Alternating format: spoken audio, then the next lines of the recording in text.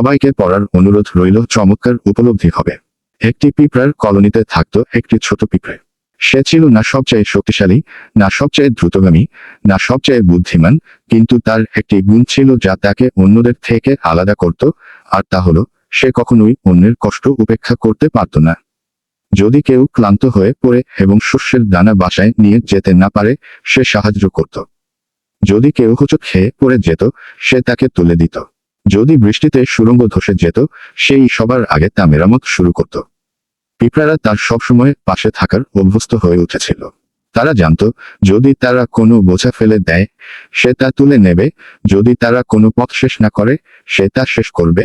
যদি তারা ক্লান্ত হয়ে পড়ে, সে তাদের কাঁধ দেবে ভর দিয়ে চলার জন্য। কিন্তু কেউ কখনো জিজ্ঞেস করেনি সে নিজে কি ক্লান্ত। দিনের পর দিন সে শুধু নিজের কাজই করত না, সবার কাজও করে যেত। তার কখনো বিশ্রামের সময় ছিল না, কিন্তু সে নিজেকে বোঝাতো, আর একটু, তারপর সব ঠিক হয়ে যাবে। সবচেয়ে গুরুত্বপূর্ণ হলো অন্যদের জন্য যেন সহজ হয়। একদিন পিঁপড়েটি লক্ষ্য করল তার পা কাঁপছে ক্লান্তিতে। সে আর আগের মতো দ্রুত শস্য বয়ে নিতে পারছিল না। তার পিঠ ব্যথা করছিল, আর চোখে ক্লান্তি জমে ছিল সেই অন্তহীন কাজের চাপ দেখে। কিন্তু সে তো পিঁপড়ার টিপিকে নিরাশ করতে পারত না। যখন এক পিঁপড়ে তাকে একটি বোঝা বয়ে নিতে সাহায্য চাইল, সে তার শেষ শক্তিটুকু জড়ো করে রাজি হলো।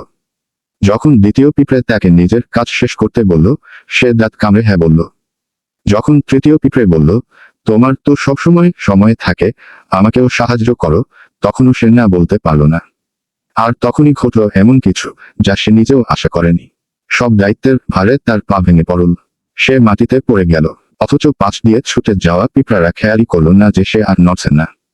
প্রথমে কেউ তার অনুপস্থিতি লক্ষ্যই করল না।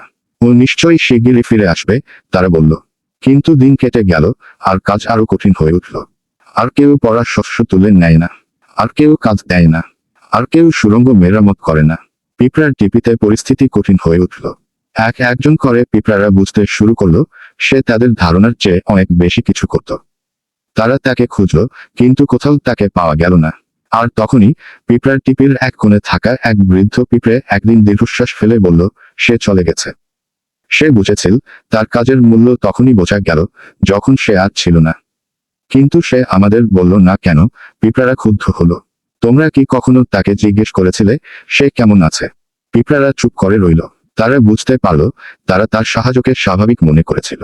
সে সবসময় পাশে থাকত, সাহায্য করত, সবাইকে কঠিন সময় থেকে রক্ষা করত। আর যখন সে নিজেই কষ্টে ছিল, তখন কেউ তা টেরও পায়নি। নৈতিক শিক্ষা। প্রতিটি সমাজে কিছু মানুষ থাকে যারা অন্যদের দায়িত্ব নিজের কাঁধে তুলে নেয়। তারা সাহায্য করে, পাশে থাকে, সবার চেয়ে বেশি পরিশ্রম করে। তারা হ্যাঁ বলে, এমনকি যখন তারা ক্লান্ত থাকে। তারা অন্যদের জীবন সহজ করে তোলে, কিন্তু কেউ তাদের জিজ্ঞেস করে না তারা কেমন আছে।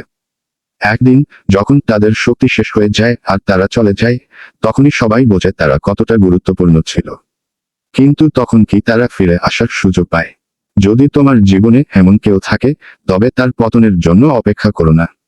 এখনই তাকে জিজ্ঞেস করো, তুমি কি কষ্টে আছো? আমি কি তোমার জন্য কিছু করতে পারি? একদিন এই প্রশ্নটি সবকিছু বদলে দিতে পারে।